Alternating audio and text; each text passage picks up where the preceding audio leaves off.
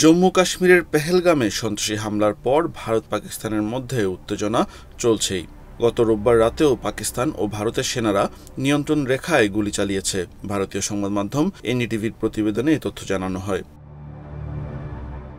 এক বিবৃতিতে ভারতের সেনাবাহিনীর পক্ষ থেকে বলা হয়, রোববার রাতে পাকিস্তান সেনাবাহিনী কুপওয়ারা এবং পুঞ্চ জেলায় অবস্থিত নিয়ন্ত্রণ রেখায় গুলিবর্ষণ করে। এরপর আমাদের সেনারাও দ্রুত কার্যকর জবাব দেয়। বান্ডেল থাকলে প্রতি সেনমানিতে টাকা বাঁচবে।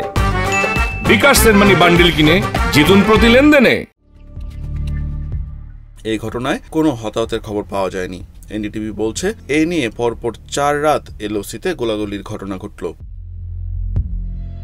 গত 22 এপ্রিল বিকেলে ভারত নিয়ন্ত্রিত কাশ্মীরের পেহেলগামের বৈশরণ উপত্যকায় পর্যটকদের উপর সন্ত্রাসী হামলায় নিহত হন 26 জন। হামলার জন্য পাকিস্তানকে দোষারোপ করেছে ভারত।